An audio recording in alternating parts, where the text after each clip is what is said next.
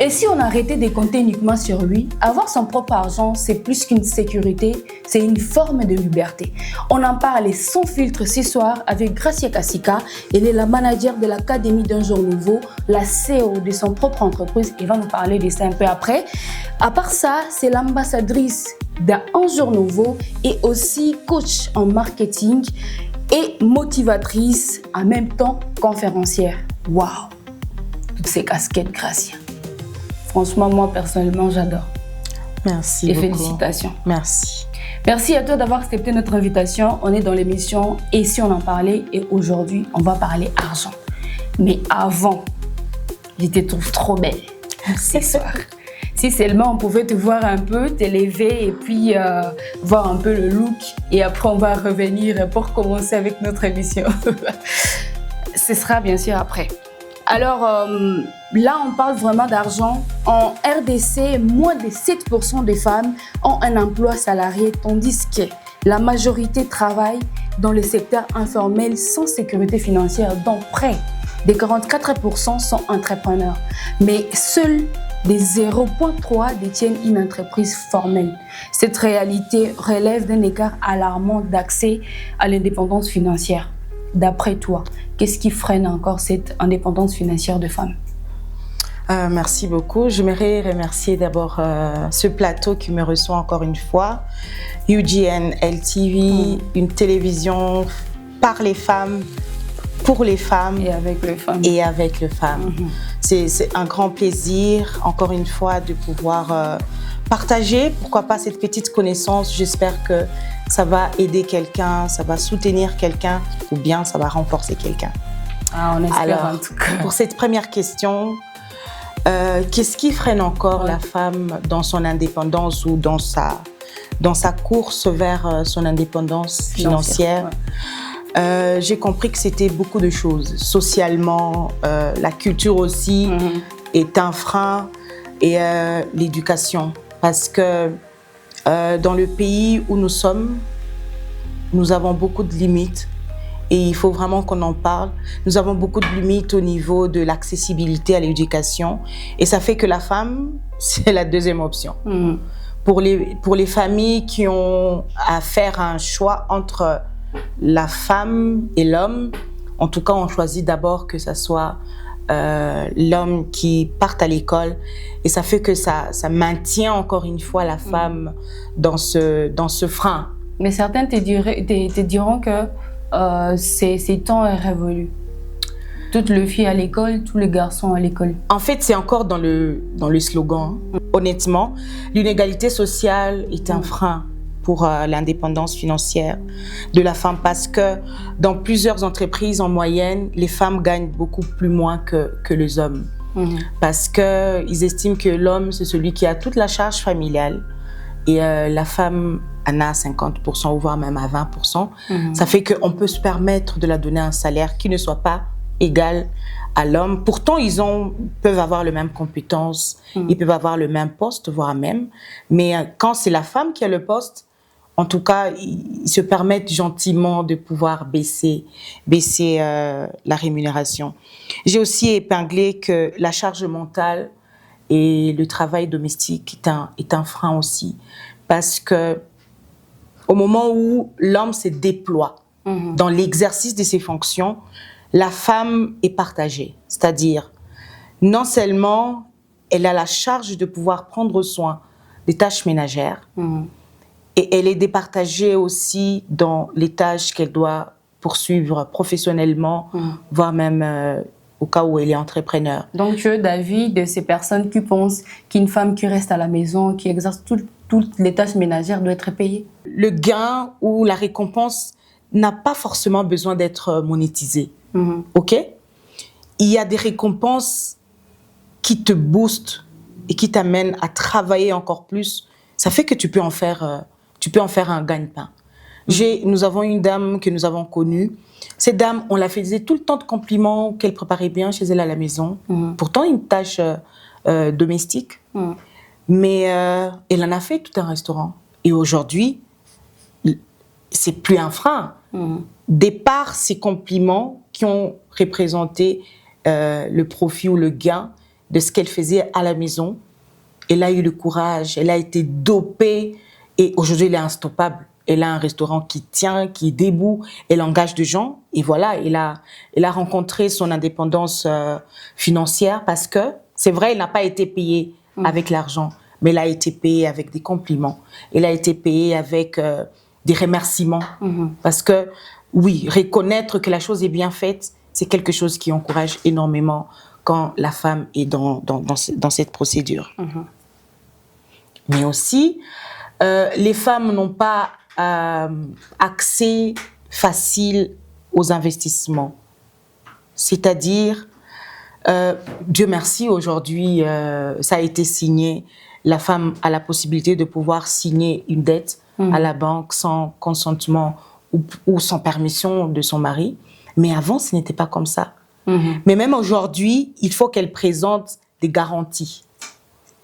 D'où elle tire les garanties si au départ elle n'a pas un financement qui vient de son mari. Donc je pense que la société, la culture, l'éducation, voire même à la maison, aujourd'hui, à l'école d'ailleurs, l'expression de professeurs sont plus sévères avec les hommes qu'avec les femmes. Vous allez entendre un professeur qui dit... C'est une sorte de préjugé ou de discrimination? Je peux dire discrimination. Vous voyez un professeur qui peut dire l'homme a fait une erreur et la femme aussi a fait une erreur. Et pour la fille, on dit, elle, il y a quelqu'un qui étudie pour elle. Toi, tu es obligé de pouvoir étudier et travailler dur parce que c'est toi qui seras le pourvoyeur. Est-ce que parfois, ce n'est pas énervant? À des moments, il y a des femmes qui ne sont pas très bâties de l'intérieur, trouvent que c'est une permission, trouvent que c'est sauvetage, c'est un point de sauvetage pour pouvoir se dire, ok, je peux me permettre tout ce que je veux, je peux être gentille avec moi, je peux ne pas pousser plus fort parce que je sais qu'il y a quand même quelqu'un qui prendra en charge mes besoins, quelqu'un qui prendra en charge mes besoins, et ça, c'est un frein qui ne t'amène pas à pousser encore pour pouvoir tirer le meilleur de toi-même. Et ça, c'est un grand frein pour l'indépendance financière de femmes. Alors, qu'est-ce qui se passera-t-il si les femmes ne sont pas financièrement indépendantes?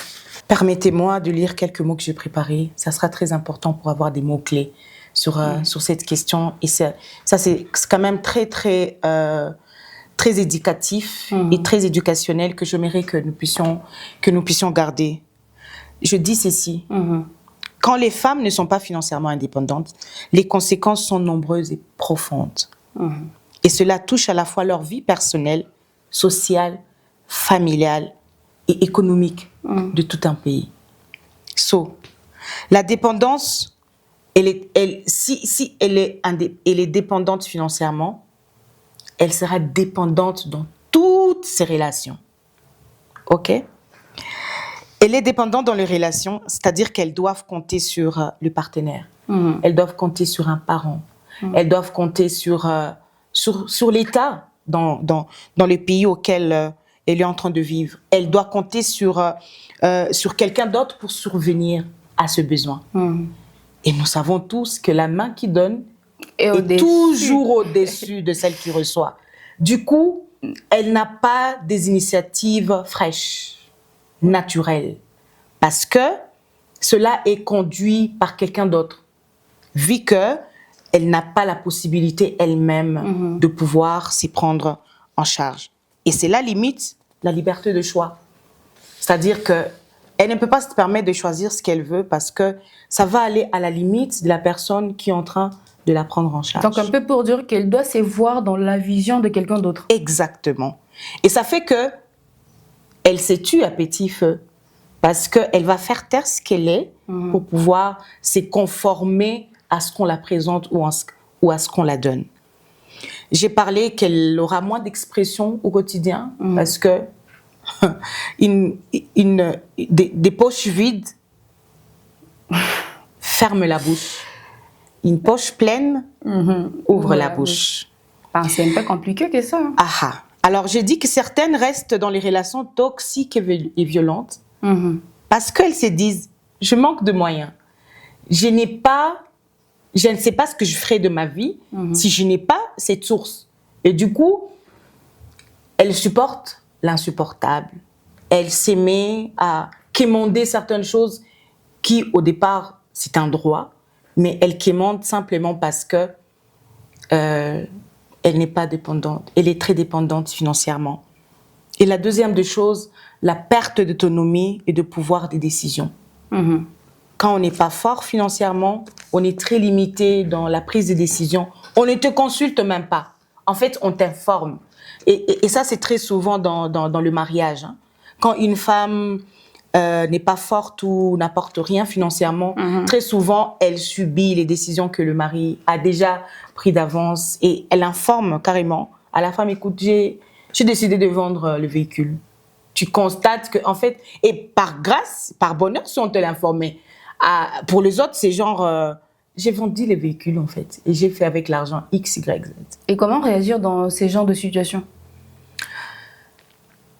En fait, c'est accepter d'abord parce que tu n'as pas contribué dans l'achat de la chose.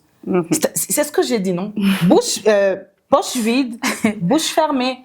Et donc, tes opinions, tes conseils, tes propositions n'ont pas de place. Et même quand elles ont de place, ça ne pèse pas. Ça ne pèse pas parce que tu n'as pas contribué. Et je voulais vraiment encourager une femme qui va tomber sur cette émission.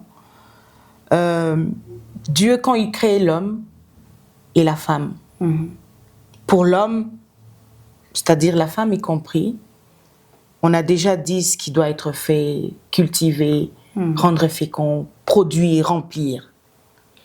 Mais quand la femme a été créée, on a attaché un mot sur elle. On a dit qu'elle était une aide.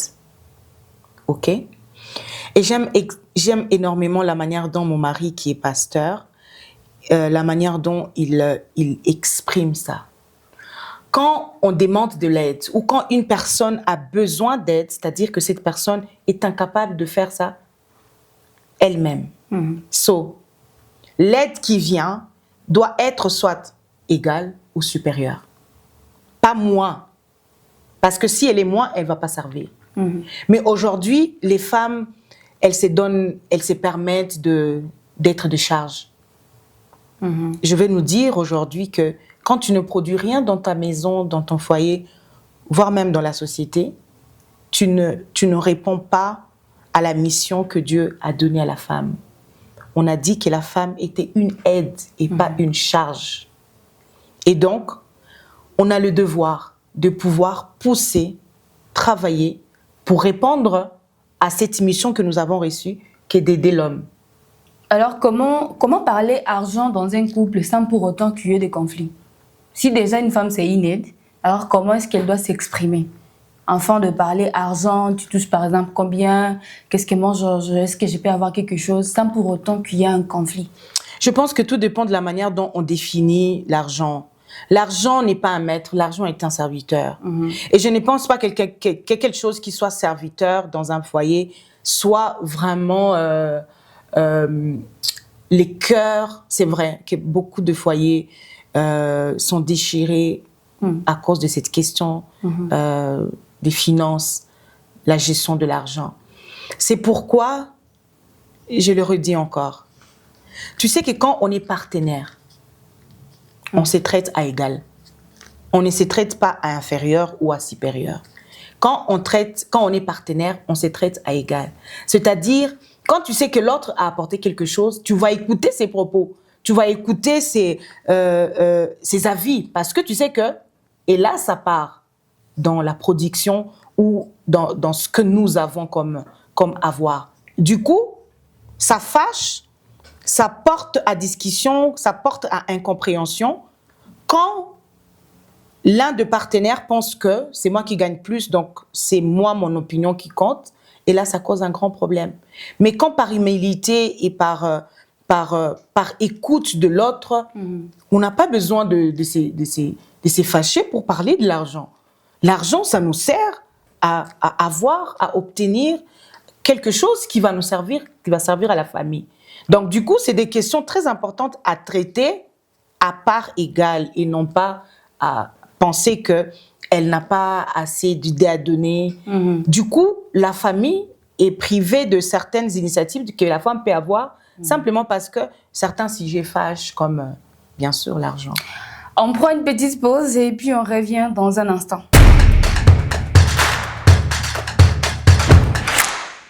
De retour sur ce plateau avec Gracia Kasika comme invitée et on a un sujet intéressant qui parle d'argent. Donc, femme, aie ton propre argent, on ne sait jamais. Alors, Gracia, pourquoi c'est si important qu'une femme ait sa propre épargne? Waouh, quelle merveilleuse question. Je vais commencer par dire pour sa santé mentale. Ok. Vous n'avez aucune idée de ce que ça fait quand on a besoin de quelque chose et que ça doit attendre. Parce que tu n'as pas de l'argent pour ça, tu n'as pas épargné pour ça, du coup, tu dépends de quelqu'un, donc tu dois attendre. Et donc, pour sa santé mentale, on a besoin d'avoir son compte d'épargne ou sa petite caisse d'épargne. Ça te permettra de faire beaucoup de choses à la fois. Ça te permettra de ne pas attendre, voilà, qu'on te le permette. Tu sauteras sur une opportunité. Et très souvent, l'opportunité ne nous donne pas assez de temps de nous préparer ou de pouvoir avoir aussi beaucoup. Donc, c'est une culture qu'il faut développer. L'épargne, ce n'est pas un luxe. L'épargne, c'est une nécessité. L'épargne, c'est très important. Si on va dans la Bible, Jésus avait une caisse. Si on a une caisse, ça veut dire on planifie ses dépenses, on planifie ses entrées, on planifie ses sorties. Et je travaille à l'incubateur Un Jour Nouveau et c'est parmi les formations qu'on n'arrête pas de donner aux entrepreneurs. C'est vrai, dans une entreprise, il y a deux dépenses, il y a deux sorties. Mais chaque personne, chaque entreprise ou personne morale doit avoir sa partie épargne. Parce que personne ne maîtrise l'avenir. Personne ne maîtrise les opportunités qui vont venir. Et du coup, l'épargne nous permet de pouvoir sauter sur les opportunités. Et si on n'avait pas épargné, on consomme du jour au lendemain. D'où on tire le montant ou l'argent qui va servir à sauter sur les opportunités.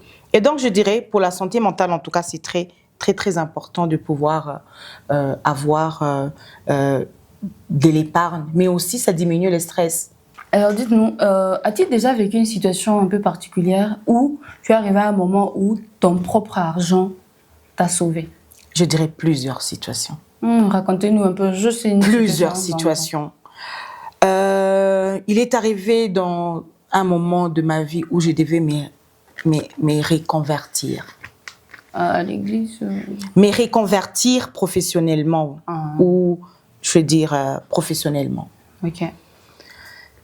Je suis dans une période de découverte de soi-même et chaque chose découverte doit être travaillée. En étant mariée ou célibataire? En étant mariée.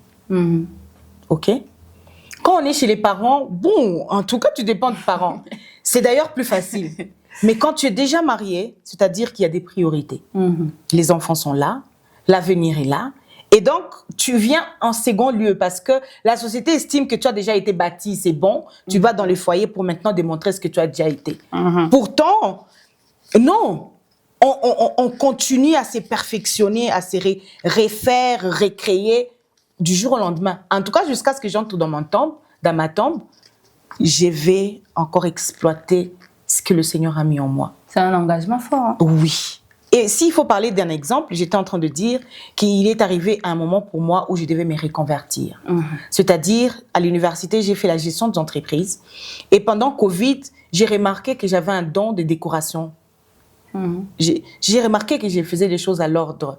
J'étais dans une perfection qui attirait ou qui était remarquable.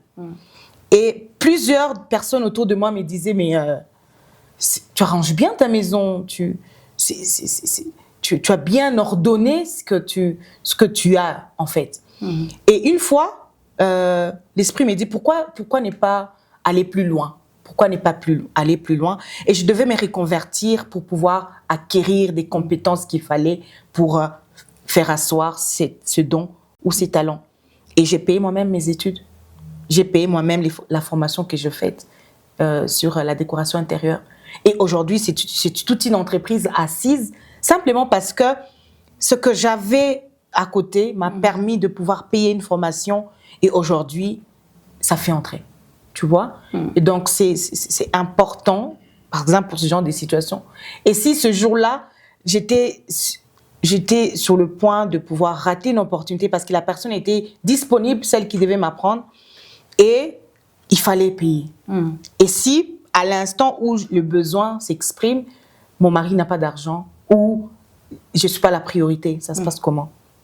Mais parce que j'avais quelque chose à côté, pas beaucoup, ça m'a aidé à pouvoir commencer ces voyages, des reconversions professionnelles. Et aujourd'hui, j'en ai fait toute une entreprise. C'est quelque chose de côté, ça venait de votre mari ou c'est ce que tu mettais par exemple à côté quand tu faisais par exemple des achats ou je ne sais pas quoi que ce soit? Je sais que on n'est pas dans une émission d'éducation financière, n'est-ce pas? On reviendra pour ça peut-être. Mais il y a plusieurs manières de mettre quelque chose de côté. Et on n'a pas que le mari dans la vie. On a aussi la société. On a aussi soi-même. Tu fais quelque chose de bien, on te gratifie. Par exemple, te gratifier avec $100, j'ai dit n'importe quoi. Tu sais que tu donnes la dîme des $10 et le reste, tu gardes. Déjà, si tu as la grâce d'avoir un mari qui prend tout en charge, alors tu gardes le 90. Au lieu de prendre tous les 90, d'aller se payer une veste qui ne va pas te servir ou qui ne va pas produire une autre veste. Ah, ça, c'est le problème. Alors, depuis quand le succès financier d'une femme devient un problème? À quelles circonstances ou à quel moment le succès financier d'une femme devient un problème? Quand on prend le succès financier comme une arme de vengeance ou de pouvoir sous-estimer les autres. C'est pourquoi il faut être bien bâti de l'intérieur pour ne pas se servir de ce qu'on reçoit ou de ce qu'on a comme gain pour écraser les autres.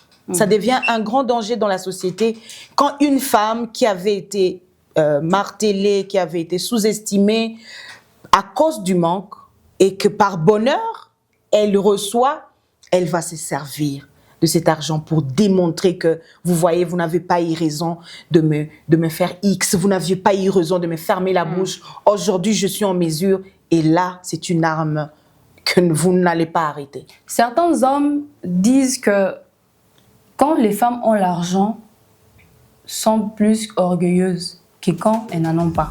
Est-ce que c'est vrai? Non, ce sont simplement des hommes qui ne sont pas bien bâtis de l'intérieur. Ils prennent comme rivalité l'élévation de la femme. Et c'est un grand danger, surtout. En fait, tu sais, on ne maîtrise pas l'avenir d'une personne. Hein. Très souvent, l'homme s'est choisi en fonction de ses vides. Alors, quand la femme commence à remplir ses vides et qu'il y aura plus de vides pour te nourrir, toi, homme, parce que plusieurs hommes se nourrissent dans leur capacité de pourvoir, de subvenir aux besoins, se nourrissent dans des choses qu'ils font. Et ça, c'est un grand danger. Parce que quand tu ne vas plus faire, tu trouveras tout est fait, tu te sentiras moins important. Tu seras moins important et tu seras impuissant. Et donc, si tu n'es pas bien bâti, tu prendras chaque action de la femme comme une menace ou comme un danger et ça fera que tu la juges et tu la traites comme orgueilleuse. Pourtant, elle a juste simplement fait son travail. Alors, on est pratiquement à la fin de notre émission, votre émission. Et si on en parlait aujourd'hui, on était en train de parler sur un aspect qui touche nos vies quotidiennes, femmes, et ton propre argent, car on ne sait jamais. Et c'était avec Gracia Kasika. Je rappelle que c'est la manager de l'Académie d'Argent Nouveau. En même temps, elle est l'ambassadrice, elle est aussi coach en marketing et également conférencière. Mais pour couronner le tout, elle a son propre entreprise, Coren Décor, spécialisée dans la décoration intérieure. Alors pour finir, Gracia, est-ce que tu peux placer un mot pour la fin? Alors, un mot de la fin, je dirais ceci. Sans indépendance financière, l'indépendance tout court est impossible. Waouh! Et dans ce mot de la fin, je voudrais remercier quelqu'un que je promis de faire pendant qu'on est en train de clôturer ces moments. Puisqu'on a parlé de l'indépendance financière, puisqu'on a parlé de l'argent, on a parlé d'entrepreneuriat, il y a 2 exemples déjà qui sont autour de nous dont on peut se servir. Et là, je vais parler d'une fille qui s'appelle Graciela. Elle a un grand salon Smile qui est spécialisé vraiment dans la mise en valeur de la femme et de potentiel. Vous avez besoin de vous maquiller, je pense qu'elle le fait très bien. Vous me voyez. Donc, s'encourager aussi entre femmes va nous permettre d'aller dans l'indépendance financière. Parce que si on se consomme entre femmes, les statistiques disent qu'il y a plus de femmes sur la terre que des hommes. Et donc, si nous, les femmes, on se permet de s'encourager, de se consommer entre nous, alors on va atteindre ces buts qui est l'indépendance financière pour chacun d'entre nous. Merci beaucoup à toi d'avoir partagé ces moments émouvants avec nous sur ce plateau d'Ici on en parlait. On espère te recevoir prochainement. On espère en tout cas. Merci à vous de nous avoir suivis de partout où vous êtes. Je rappelle simplement être indépendante financièrement, ce n'est ni de l'orgueil, ni de la méfiance, c'est juste de la prévoyance. Une émission à retrouver sur UGN LTV. C'était Amina Kobo-Sylvia et Gracia Kasika. À très bientôt. Surtout, n'oublie pas de commenter, partager et aimer cette émission.